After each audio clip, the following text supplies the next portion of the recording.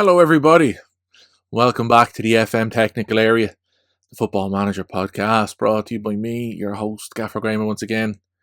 Delighted to be back with you again. I hope this week we can get the video issues sorted out. Big shout out to MJB and FM Lama on Twitter for the advice, the help there that they gave, because trying new things last week, didn't go to plan. The YouTube video certainly was a little bit of a disappointment for me from my perspective, but I suppose on the other side of things, you have to make mistakes to learn lessons, and I suppose it applies not just to content creation, applies to life as well in general. So fingers crossed, now we're in a position where we can go and say, well, look, we've got a nail now, we know what we're doing, and we're going to make it right. At the time of recording, I'm still at home here in the spare room with decorating the way it is.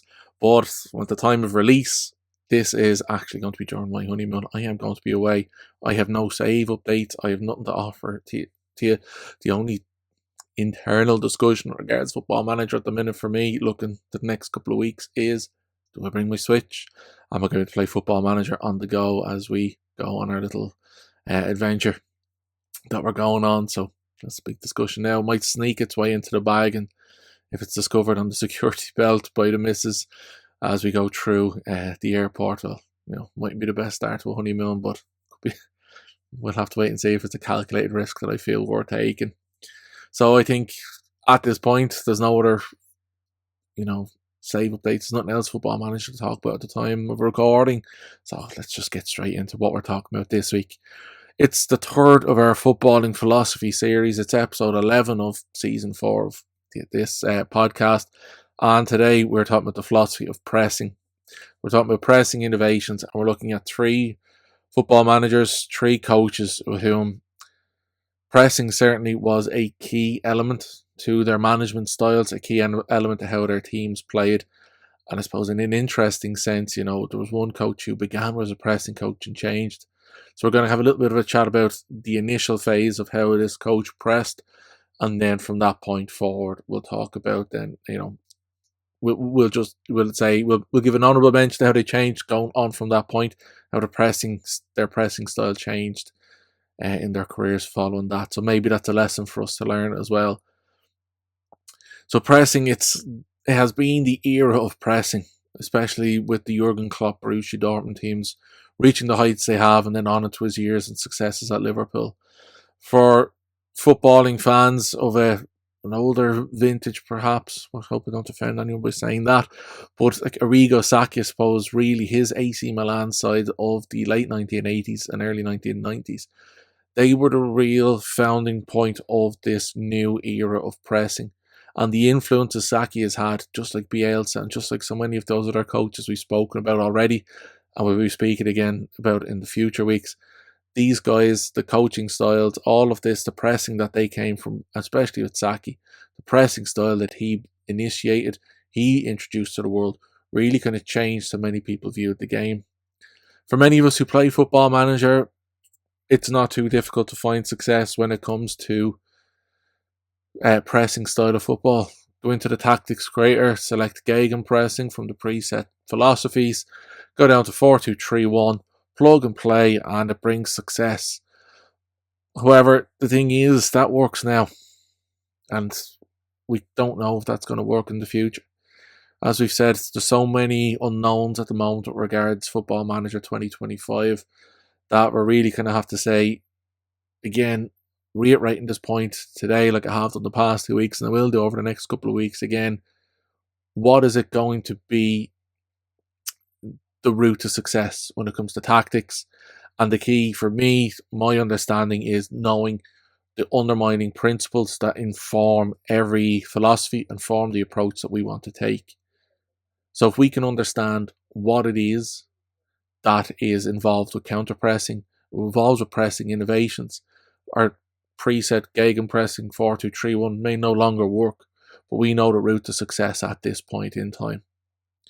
So the big thing is to understand the big overarching principle to understand with pressing and to remind ourselves about pressing is it's an attacking form of defence.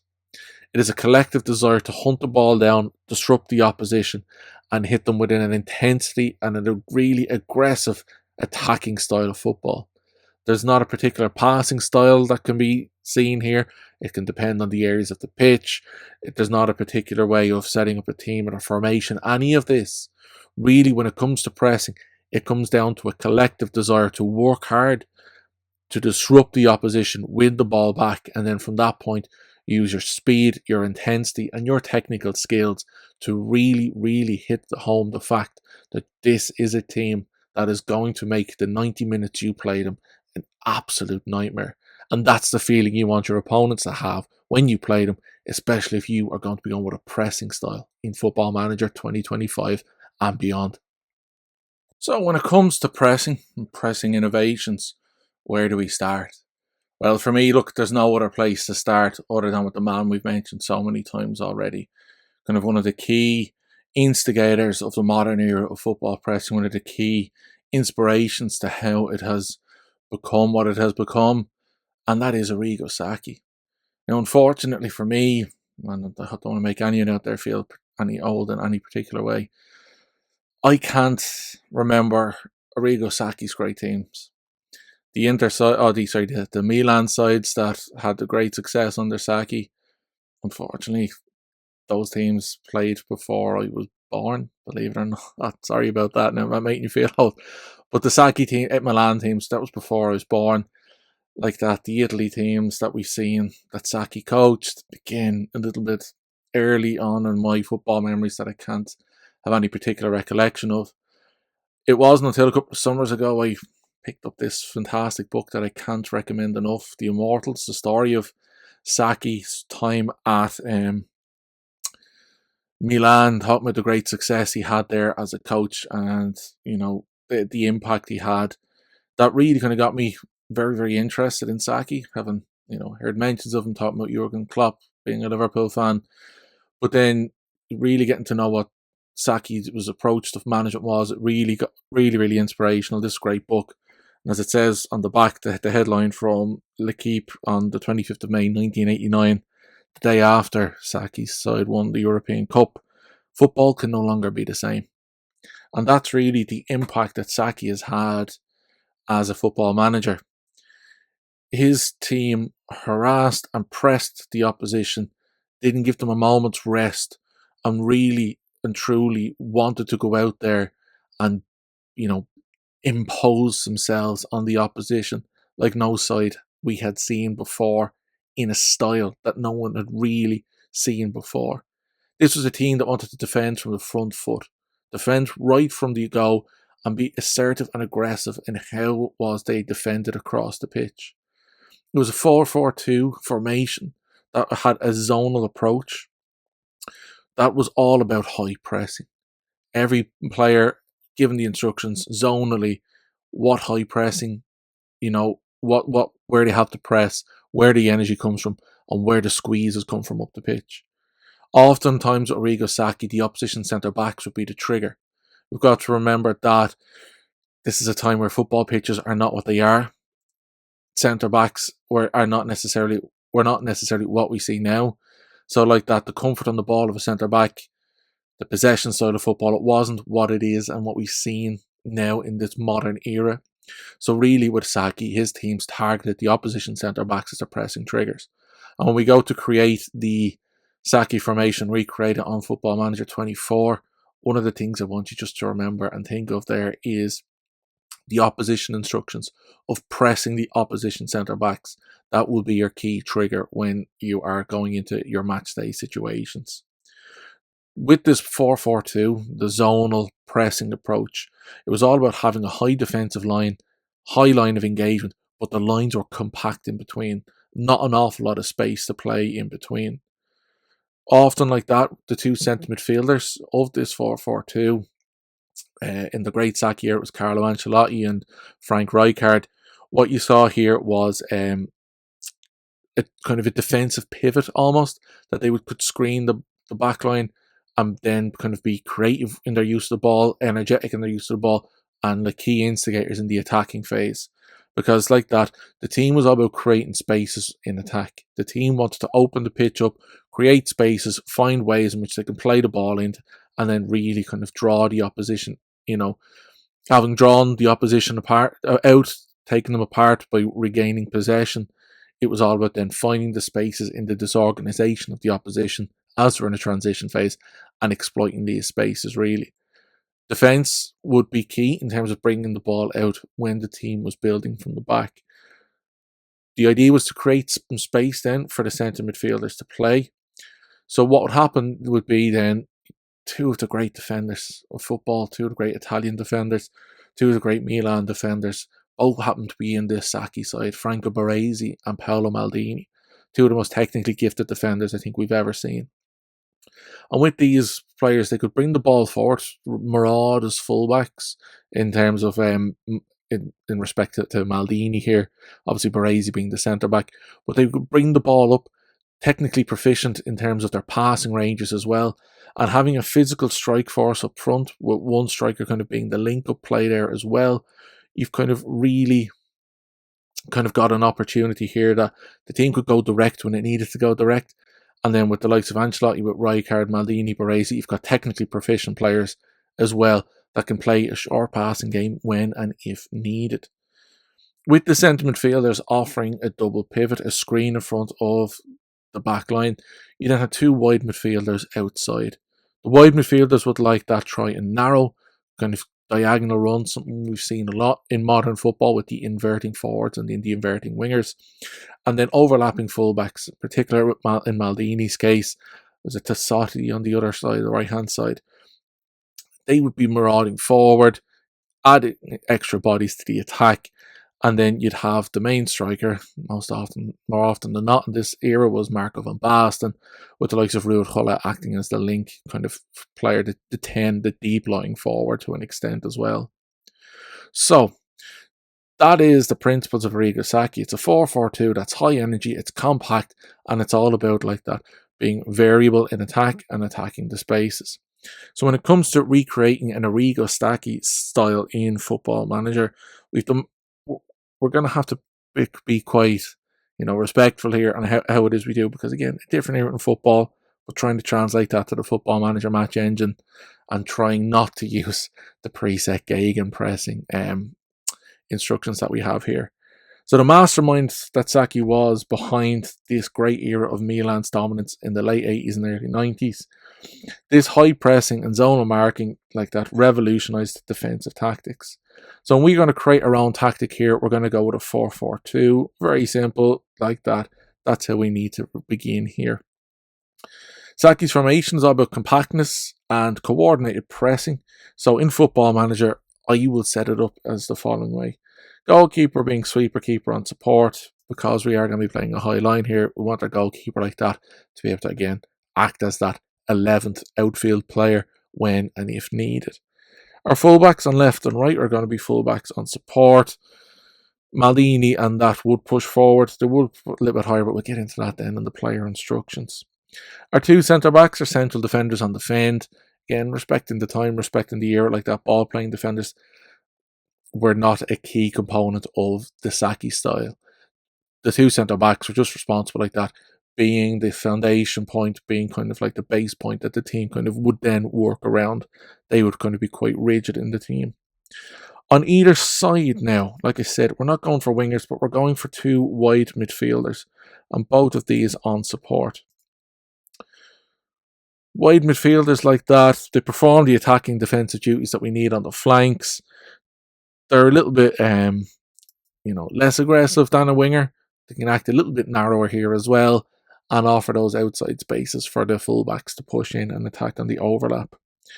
Our two centre midfielders, like that, we're getting into the Ancelotti and Gullit style here. So we have the box-to-box midfielder on one side, and we have the deep line playmaker on defend on the other. Like that, just kind of like we said, kind of giving that screen there to the deep line playmaker on defend as well.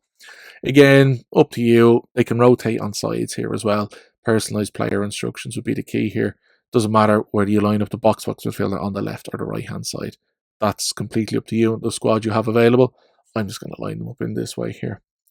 In terms of our strikers, again, we're actually going to keep what we see here. Advance forward on attack and deep line forward on support. The advance forward, thinking Van Basten, the goal scorer. The deep line forward being Gullit, the link play, the 10. So we very, very archetypal 4-4-2 formation in terms of the formation and roles, all of this stuff. It's just kind of nothing kind of out of the ordinary, quite vanilla really here. Team instructions. Now this is, again, as we've said so before, this is where we kind of want to get into the philosophy of the team and how Saki would impose the philosophy on his team here. So it's going to be like that, a positive approach. The team kind of playing with a standard width. They're going to play out of defence like that, building up slow. Your Brazy and your Maldini could be kind of key players here in terms of, the key outlets if you want to build that way. And like that, the team attack spaces when in transition. The team attack spaces when impose themselves in the attacking phase. So we're going to pass into space here like that because we want to be able to disrupt. When we've disrupted the opposition by winning the ball back, we want to play into the spaces and hit them hard there. Everything else there can kind of stay fairly standard. There's nothing different. There's nothing. It's quite a basic kind of in possession set of instructions. In the transition phase, of course, look, counter-pressing, counter-attacking. Go absolutely without saying, and then distribute to fullbacks is going to be our instruction this time. So like that, with our fullbacks, they're going to be key outlets in bringing the ball forward from the back line when we play out of defence. So we're going to build through those two players, and like that, that's from our deep build-up play. When we're going for the high build-up play, when we've won possession high up the pitch, because we've counter-pressed the opposition, we're then going to counter-attack them there as well. We're going to hit them when they're most vulnerable, when the disorganization happens, when they're switching from that in possession to out of possession phase. Speaking of out of possession, what happens to us when we are out of possession? What happens then when we've gone through the transition? Well, like that, we've that high defensive line. We have the high pressing, high line of engagement. The offside trap built in, of course, key element again to any real kind of pressing side here, and prevent short goalkeeper distribution. Big thing, of course, like I said, was the trigger press on the opposition centre backs. Then make sure that's something if you're trying to recreate the Saki style of football, make sure that that's the opposition instruction you select. Unfortunately here, like that, it's not something that I can kind of just bring in, but will trigger the press on the two opposition centre backs, which will kind of put the emphasis then on the advanced forward and the deep lying forward there. They'll be the predominant ones leading that pressing charge there. In terms of player instructions, we just have to add in this now, a little bit of variation, these kind of extra elements that we need. Because our two fullbacks are only on support, like that, they're going to be quite conservative. They'll kind of go along with the overall feel of the team. But we just want them to get further forward and stay wider. It's the kind of traditional feel of what we once saw with fullbacks. That they're not what they have become almost in the modern game. It's quite a standard position, a standard role, like that. And when in possession, both of these players are going to stay wider and get further forward. Going to be their main wide outlets. So when these are in possession, that's how we build up to these, going wide and then bringing the ball further forward, whether that's driving with it themselves through a dribble or like that passing inside to the centre midfielders or further up the line to the wide midfielders there. Our wide midfielders like that then, because we're looking for a press here, again, a very standard kind of role that we see here, like there's not an awful lot of extra elements to it. We can kind of customize it and make it feel what it is that we need to feel here. So the two things we want these players to do is to close down more, and we want them to tackle harder. So trigger press, tackle harder, and that's really going to be what we're going to see on both sides, okay? We really want these players like that just to be really disruptive. They're going to tackle harder and close down more. If like that, trigger press more often, it's again, sorry, same expression. It's my old football manager brain thinking there of, the old words that we used to use on the match engine was just a little bit different. The tactics creator was a little bit different. Then with our two strikers up the top, like that, moving into channels and closing down more. Again, triggering press that a bit higher, because like that, they're going to be key to what it is that we do up top. So we just need them to trigger that press a little bit more. If you want to go in here and mark specific position, say a centre back, feel free to do so there. But of course, like that with defender centre left, defender centre right, sometimes like that, it's just better to go on the opposition instructions and set it there. So like we said, with Arrigo Sacchi, his teams were disciplined, they were aggressive, and I kind of feel what we've created just there on the tactics engine, or sorry, in the tactics creator, would give you the best, base point, the best starting point, and the best feel of what it is Arrigo Sacchi did in Football Manager. Tactics world, it will look like that. Of course, as always, I say on the blog, I've said it last week, if you're downloading these tactics, which I have made available to download from the website, please let me know how you're getting on Twitter or on Slack, and that way I can kind of just see how people are doing. What changes have you made? How have you kind of interpreted it a little bit differently? All of these things, I'm really, really interested just how you've gone about doing these kind of, your own interpretations, because like that, it is an interpretation what we are trying to do here. Now, moving on from Arrigo Sacchi, we're going to stay with Milan, and we're going to look at a coach who, being honest, not many people, I suppose, would associate with pressing innovations in Fabio Capello. Capello's sides typically had a defensive solidity to them. Capello's sides like that tended to not have the high energy, high pressing, calculated risk taking, perhaps, that Sacchi's Milan side had. But considering that when Capello succeeded Sacchi at Milan, Capello was a novice and a young coach. His coaching career was quite young, and really he kind of came in obviously with his own ideas, but he inherited a squad from Sacchi that was balanced, that had a collective identity, and kind of like that was built on the press. So with this kind of identity already there, for someone like Sacchi to hand it over to a coach like Capello, whose ideals were a little bit different, there had to be kind of a transitionary era and a transitionary phase from the Sacchi to the Capello side in order for success to really come true. And while many may feel that when you just go in, you impose your style and can take off, and a Football Manager, that may just be the way, naturally, real life, organically, whatever way it is you want to phrase it, there has to be kind of this transition from one era to the next. That while you bring in key elements of what it is you want to play, you don't make all the changes all at once, and you can educate and coach the players slowly over time to assume the identity it is that you want and you need from them. So by inheriting Sacchi's Milan, Capello then began this evolutionary phase, and there was two kind of key evolutionary points to Milan under Capello. First was the loss of Marco van Basten to persistent injuries, which unfortunately brought about an early end to his career. So losing your key goal scorer means the team is suddenly then built on an identity where you don't have the goal scoring threat that you once had, and losing that is a massive loss. And of course, Milan brought in some fantastic replacements then in the mid-90s. I think of George Weah in particular. What you kind of have here is the loss of a key physical presence in your team, a key threat to your side. The second thing then as well was another switch, and that was the Desailly replacing Rijkaard in midfield. Desailly being more of a defensive-minded player, Desailly being like that, bringing that more defensive identity and element to the side compared to what we would have seen under Sacchi with the Ancelotti and Rijkaard middle of midfield. So what happened then with these two changes was, with the team becoming less an attacking threat, to the point that like even winning the league with one of the lowest goal scored records in history, the pressing identity of Milan stayed, but it changed, and the pressing areas dropped to become a little bit deeper to reflect the defensive kind of first identity that Capello had for his team. So the philosophy he wanted like that his teams to play with. So with this, the squad then became a real mean defense first team that the tactics prioritized defense. Prioritize a defensive style of football. And while pressing to an extent can be seen as a defensive style of football, as we said at the beginning, it's an attacking form of defense, where Capello's side was not an attacking form of defense.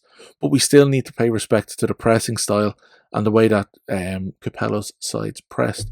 So now, minimizing myself again up here into the corner, let's go in and create a Fabio Capello style tactic. A tactic that will focused predominantly on defensive solidity and strategic pressing, and that being the key point here. So going in here now to create our own style, once again we're going to keep the 4-4-2 formation, because like that, it's the early Capello years at Milan. Goalkeeper is a sweeper keeper on defend, so while we're keeping that 11th outfield player presence there, we're talking about a lot more conservative. So already we can see a change here with the player roles. Fullbacks on either side, we've gone from being support fullbacks are now fullbacks on defend.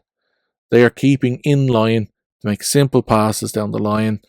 They're really kind of not going to be doing an awful lot of influencing further down the pitch in the way that they once did, the way with Tassotti and Maldini.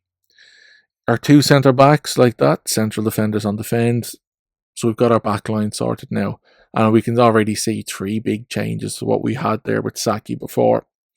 Our two central midfielders, we've now gone from a box-to-box midfielder and a deep line playmaker to continuing with the deep line playmaker, which is now a support role rather than a defence role. But now we have a ball-winning midfielder.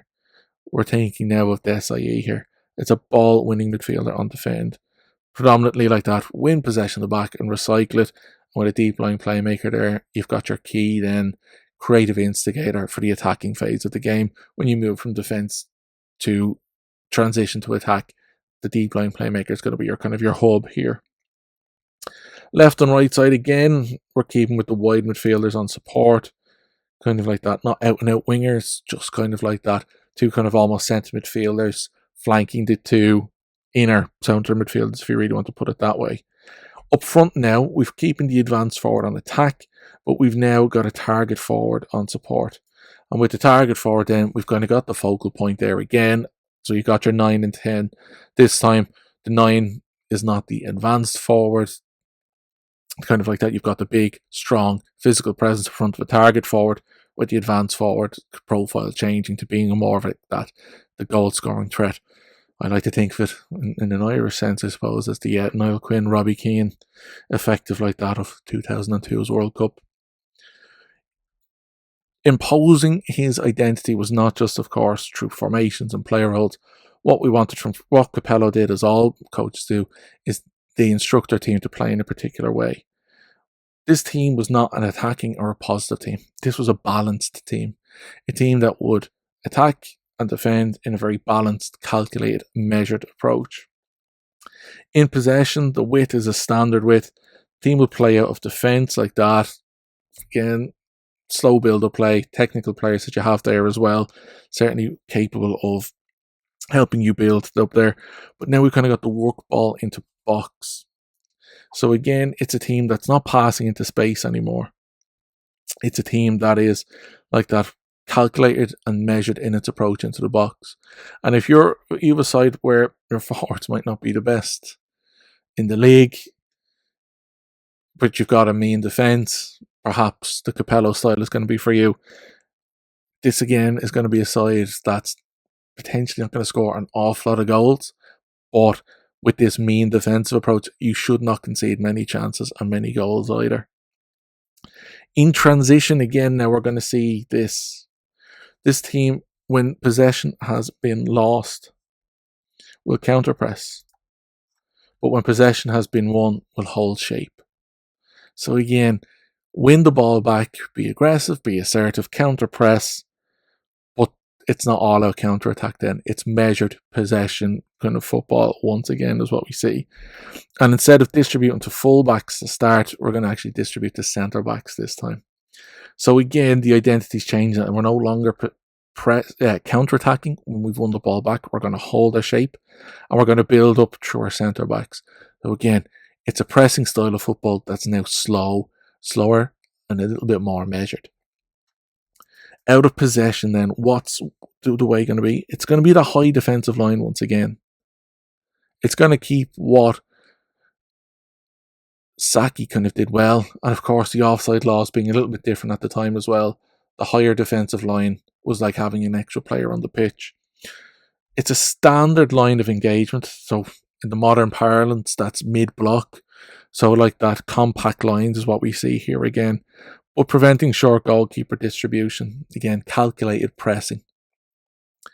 So again, the team's identity has changed.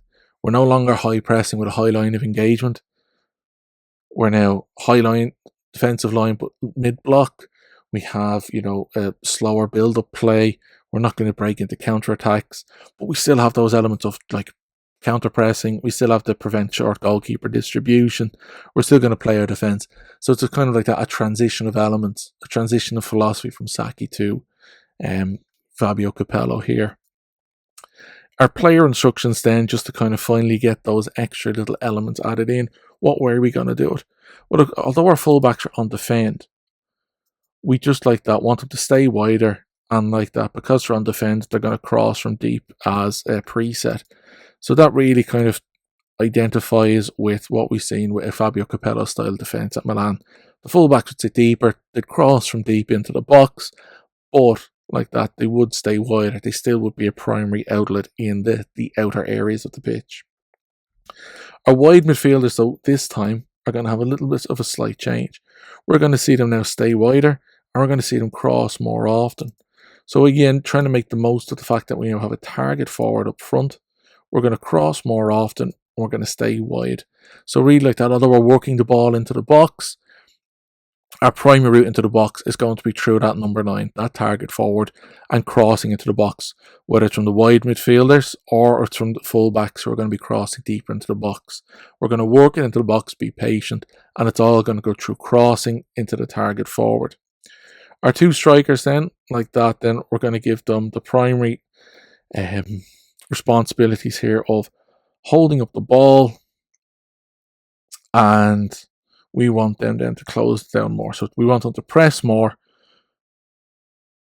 The advance forward like that, not going to hold up the ball more, given the nature of the advance forward.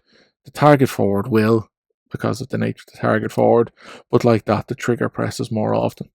So really kind of here with the Capello team, what you've got the identity is, we're going to press the opposition high, and then we're going to be patient in our build-up play. We're going to have compact lines. We're going to work through crosses into the box and a creative playmaker in the middle. Creative playmaker will have like that the options then of spraying the ball wide to a fullback who'll cross from deep, a wide midfielder who'll cross more, who's going to be a predominantly crossing midfielder into the target forward, or like that the opportunity comes to slip the advance forward in. We know deep line playmakers, a creative player in there certainly can do that for you there. So while it's not the out and out pressing that we've come to expect, and we would perhaps expect with a Pressing Innovations podcast, I think like that Capello has an honorary mention here. And the big reason with Capello is it's measured pressing. It is not all out gung ho. It is about pressing high up the pitch, triggering a press of the opposition's defence, like that, winning the ball back, recycling it, and putting the ball into the box then for those 2 strikers to take advantage of. Defensive organisation was a key point, and it was a key point all the way through Fabio Capello's career. Some people may enjoyed that defence first approach, others may have found it a little bit boring. But no matter who you are, no matter what it is that you feel, Fabio Capello's side evolved pressing and brought pressing about in the 90s in a different way to what we perhaps would have expected to see from a Milan team that was what it was under Arrigo Sacchi. And then the final stop on our pressing journey, the final stop on this Pressing Innovations, is perhaps the coach who's become most synonymous with pressing football in the modern era, Jurgen Klopp. And while many may feel that Klopp's style of football and everything like that has changed over the past couple of years, just cast your minds back to the early 2010s when Klopp's Borussia Dortmund side were creating an identity that really captured all of Europe. Successive Bundesliga titles, a Champions League final, which unfortunately ended in defeat for Dortmund, the hands of their biggest rivals, Bayern Munich. But Klopp's system, Klopp's philosophy, Klopp's personality perhaps won many, many fans right across the world.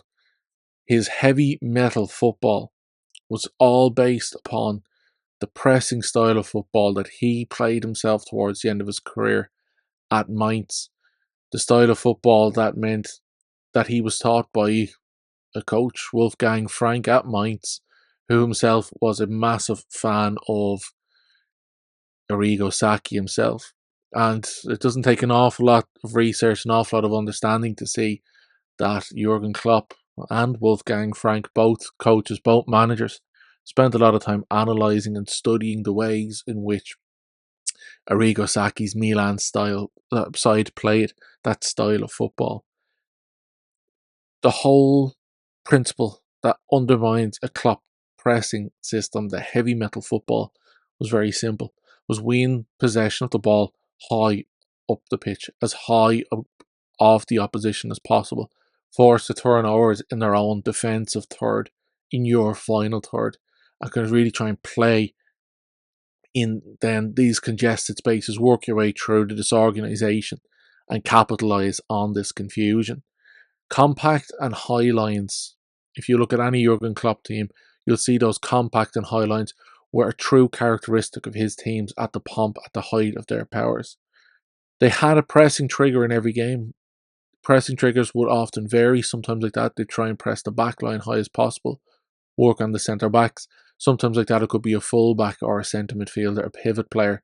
So the idea was to swarm that one player when they receive possession. 2, 3 players surround them. Then the team wins possession back. You cut off the passing lanes. You cause a disruption there, and then you're instantly on the counter attack, on the offensive from that point. The other elements that characterised the Klopp team were often rotations. Sometimes the rotations in the positioning of the midfield three, where sometimes the pivot player could be the furthest one forward, and another player has slotted in. Another characteristic we saw of the Klopp Liverpool sides would be the likes of Gini Wijnaldum and Jordan Henderson. The two eights would move into the wide areas, kind of in a half space between the midfield and the back line, after the likes of Andy Robertson and Trent Alexander-Arnold, the marauding wing-backs, had pushed so high up the pitch, the space behind would be covered by supporting crew of eights there. The other element would be then of this Klopp team was in the build-up play. Sometimes the build-up play like that was won high up the pitch, when they were able to disrupt and win the ball back off the opposition in their own third. Conversely, as we saw progressively in Klopp's time at Liverpool in particular, one of the key elements, one of the key points to philosophy was a patient build-up play from the back, often like that then characterised by long sweeping diagonal balls from the centre backs, from the wing backs to crossfield play to switch play. And then of course if you're a Liverpool fan like me, we're going to see a change in that under Arne Slot of course, but sticking with Jurgen Klopp, this was the characteristic of a backline. A backline where everyone was comfortable in possession of the ball, a backline where long diagonal balls could often be the key to the build-up play, whether it was fullback to fullback or centre back to the opposing wide forward. I think Van Dijk from left centre back across to Mo Salah, and then you've kind of got the picture there of how Klopp's teams could often build up from deep. The key principle of a Klopp that really mimics as well the Arrigo Sacchi style was to attack space, was to really try and get into the spaces where balls in behind, where the confusion, where the disruption is being, for your players to run onto and attack these spaces. Again, something which, if you're creating any pressing style of tactic, this attacking spaces can often be one of the key elements to making your system a success when you have possession of the ball. Like we said, then the other thing, when we go on into it now in a moment, when we get to our tactics creator here on Football Manager, will be how the positioning of the eights. How will you have those two eights occupy the wide spaces as well as, conducting their duties in the central areas of the pitch. But nonetheless, with Jurgen Klopp, you will see similarities to Klopp's style that really, can look as a natural evolution of Arrigo Sacchi's style from that 20-30 year period across football. But now what we'll do is we'll try and translate into Football Manager without just resorting again to the Gegenpressing standard tactic that it does exist in the game, which, if we're being truly honest, is, inspired by Jurgen Klopp. There's no point beating around the bush there. That's exactly kind of what we see. So I'm going to minimize myself now. I'm just going to press record here on Football Manager. Oh, now that I've minimized myself up here on the corner again, let's go in and let's create our Jurgen Klopp inspired pressing tactic. So once again, we're going to go into create our own style because like that, we just want this to really feel authentic and not the game breaking 4-3-3, 4-2-3-1, sorry, Gegenpressing system. That works best in Football Manager, of course. So like that, let's go down. We're going to go 4-3-3 DM wide. Again, that very, very typical Jurgen Klopp formation. With high energy and relentless pressing, we want a very fluid system. We want a system like that where, let's go back to traditional Jurgen Klopp. We're going to get the wing backs high. We're going to have attacking players in the final third from especially the two wide areas. And then the role of the forward. For me, the role of the forward, I can't look past Roberto Firmino. Jurgen Klopp said towards the end of his time at Liverpool that, one of the greatest keys to success is build a team about Roberto Firmino. And I suppose the Roberto Firmino type role at Liverpool was very, very different to a false nine in some aspects, because when we go to this role here, the false nine, it's not going to incorporate the work ethic and the work rate that we saw from Roberto Firmino. So perhaps we're going to have a little bit of a compromise when we get to there. But look, starting at the back, the Jurgen Klopp teams always had a sweeper keeper on support. Simple, straightforward. Goalkeeper who's good at his feet, plays around the edges of the box, capable of cleaning and sweeping up around the edges as well. That Jurgen Klopp team, no matter where he managed, we saw two wing back on support on either side. Two guys capable and competent getting into the final third, whether it was Alexander Arnold and Robertson or Piszczek and Schmelzer at Dortmund, wherever it was, those wing backs would push high up the pitch and be a strong presence, I suppose is the word we use, the phrase we use, strong presence in the final third. Two ball playing defenders then also have to be the absolute go-to here for Jurgen Klopp's team. Two players comfortable with the ball of possession, can bring the ball out of defence. Now, while you may not be expecting mazy runs like Joel Matip, two ball playing defenders here, it means the team like that is technically proficient all the way from the back, especially if possession is won by these two players. Even the Subotic and Hummel's partnership with Dortmund, they had this strength in this area here. The pivot player then, defensive midfielder, we can have a deep line playmaker on defend. Other options might say be kind of like the anchor man. There's someone who sits, in between, intercepts moves, wins ball back, lays off simple passes. But, I think of Fabinho, that was not Fabinho at Liverpool. Ball winning midfielder, again, he's not defending, he's not supporting. Defensive midfielder perhaps might be the one that kind of, again, you could consider here in this sense. Main duties: protect the defensive line, support creative midfielders when in possession. So key job is to keep hold of the ball with the defence and attack are reorganising themselves. With a defend duty, they'll be sitting a little bit deeper, and with support, they'll step up into the midfield line and support attacking moves. So look, for me, the deep line playmaker or the defensive midfielder, sometimes like that, either of these roles you can use kind of customizable little player traits, custom player traits. You can use player instructions as well, just to give yourself a little bit of extra, elements of other roles that can be used in Football Manager. So when I wrote this down, I suppose a deep line playmaker is what I thought on defend, because like that, as the description says there, operates in space between defence and midfield, initiate attacking moves with pinpoint passes to players higher up the pitch. Though primarily a creative player, has to be competent in defence. So when like that, when we put it on defend, we'll fulfil extra defensive holding position in front of the defence and really look to support attacks. Yeah, like that. It's an area. It's something that you can, debate yourself, which is better to sit where you want the defence or bring the creativity in here. I'm actually going. I'm looking at my notes. I've got myself second guessing myself here. I'm actually going to go for the deep line playmaker on defend. Creative hub of the team, something that sits deep. I suppose if the Klopp how it's evolved with Like so Alexis McAllister kind of sitting in that role as well at times. I'm going to go for the deep line playmaker. There you go. There's me working out my thought process for you now. Midfielders like that to bring energy. So on one side, we'd go with the Mazzala on support. The other side, we'll have the box midfielder on support. Double Mazzalas, I don't feel particularly comfortable using like that because sometimes it can open up the central midfield to be very prone to counter attacks. So with one box midfielder, at least you play one player who's predominantly central, even if that Mazzala kind of drifts out into the half spaces, which it will be naturally inclined to do. Now, very, very easy to say here. It's two inside forwards on attack for our wide players.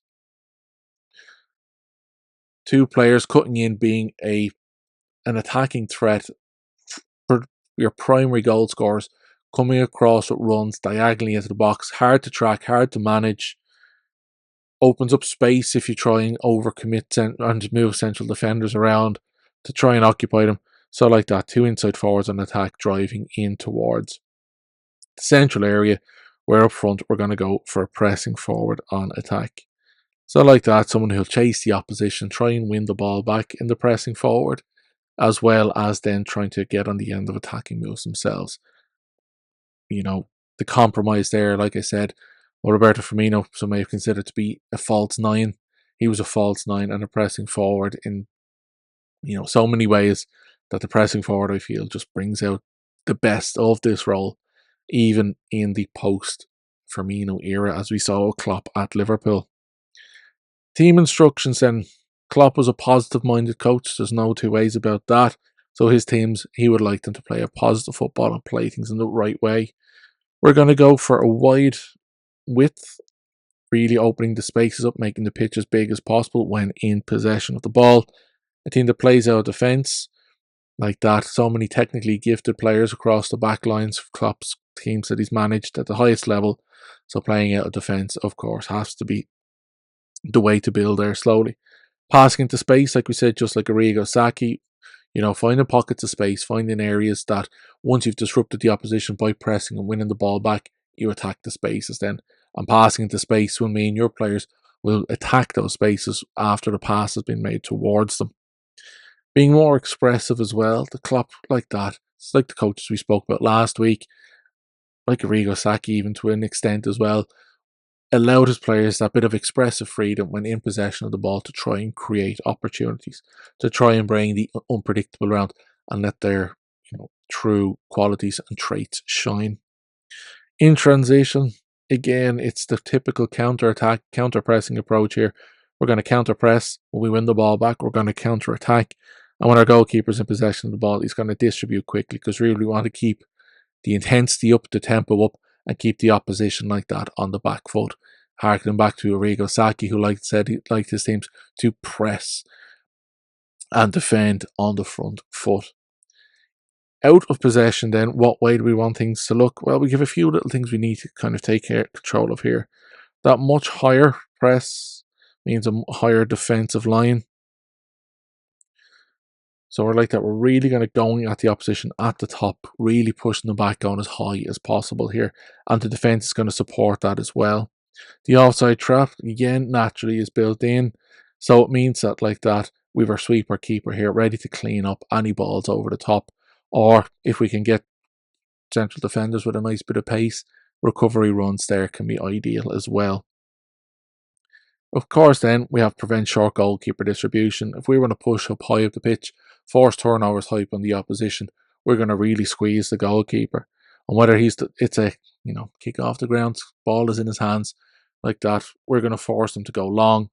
You think of that central three at Liverpool at one point of whether it was Gomez or Matip, Van Dijk and Fabinho, there was height, power and aerial presence there. So maybe three things to consider with the players that you want to use, say, in that little triangle there, deep back at the very base of your formation. Now, just to give the final little element, the final little touch to really make this feel like a Jurgen Klopp system, our wing-backs are going to get further forward, of course, but we want them to stay wider. With inside forwards in front of them, we want to make sure that we get width from these two wing-backs here. Our inside forwards are going to cut inside with the ball. But the one thing we want to do is make sure that they trigger press more often. We want to win the ball high up the pitch. We want to really put the opposition on the back foot, as I've said. So we want these players kind of being like pressing monsters really here.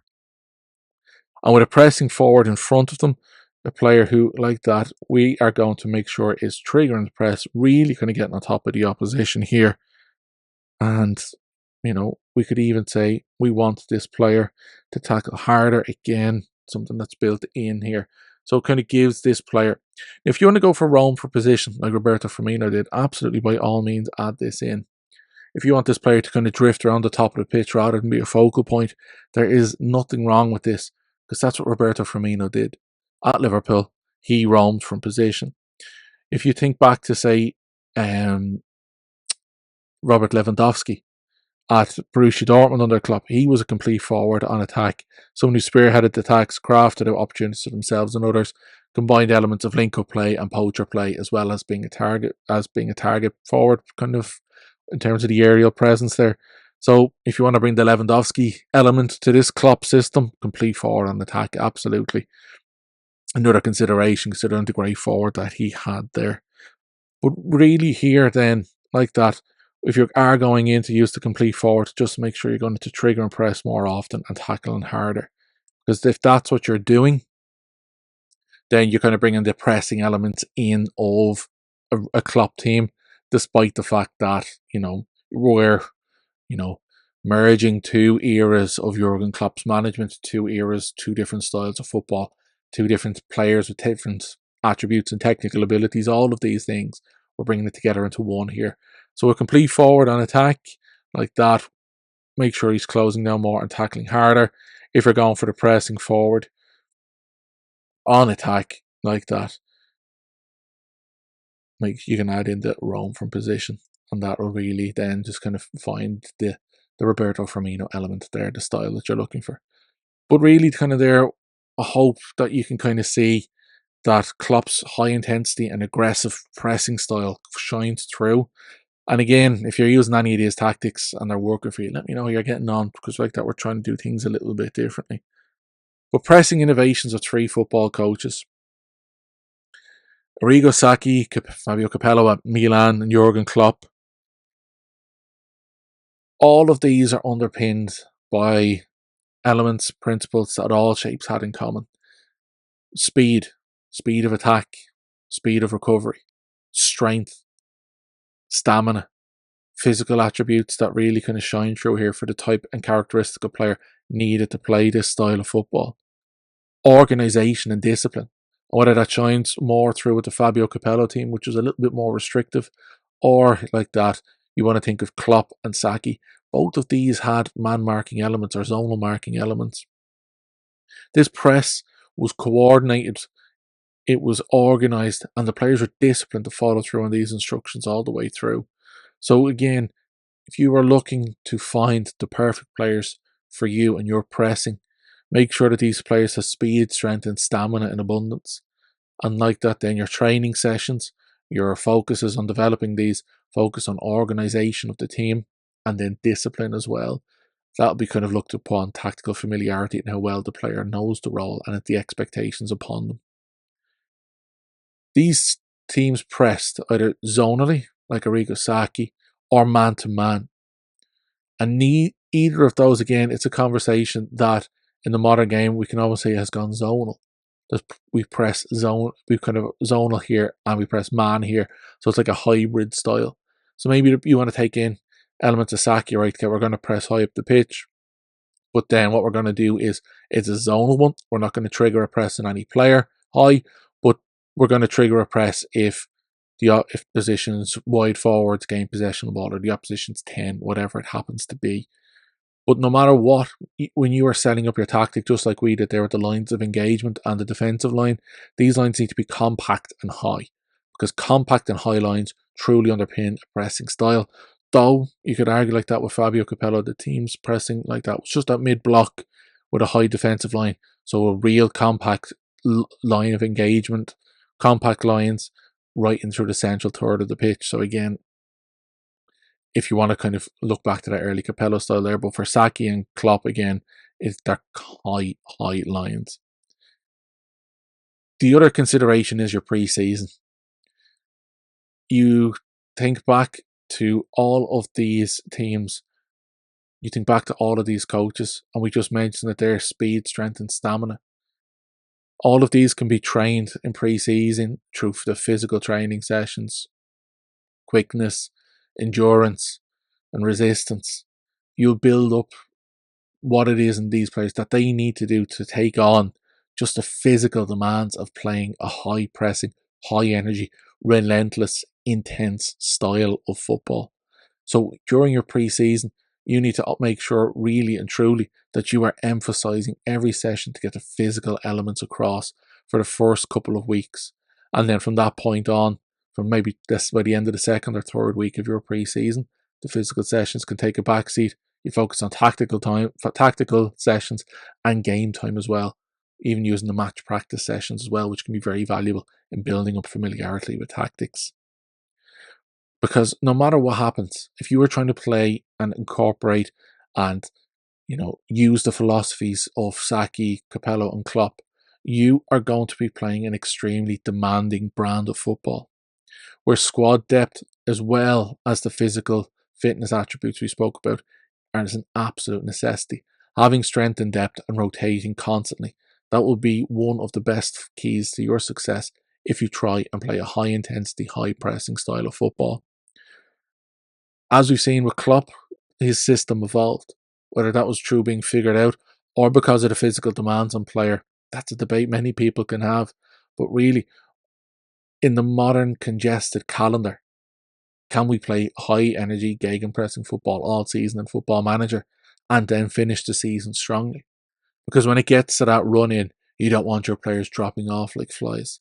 At the end of the run in, you want your players as strong as ever, willing to sprint to the finish line and be the team that gets there first, that wins you a trophy and gets you success. So perhaps, while Saki and Klopp may be the true pressing innovators, the ones whose names will always be associated with high pressing football, was Capello's deep pressing evolution a lesson for us going forward into the future, for all of us who want to play a pressing style of football? Now, just before we say goodbye, I just want to say a massive thank you, whether you've listened or watched along or maybe done a little bit of both. It's greatly appreciated that you've taken the time out of your day to spend it listening to me waffle on about Football Manager and philosophies of football coaches.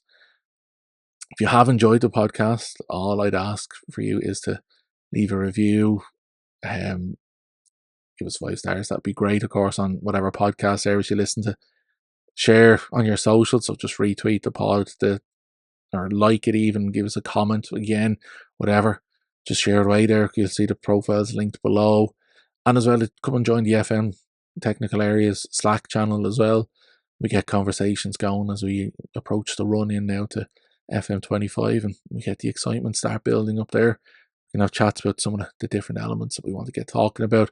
The questions you have, of course, we can get them in, get them answered, get them a full segment there, so it's not just me talking about stuff I was thinking about, stuff I read on the internet, stuff I watched, whatever it was, stuff I've seen in books, whatever it is.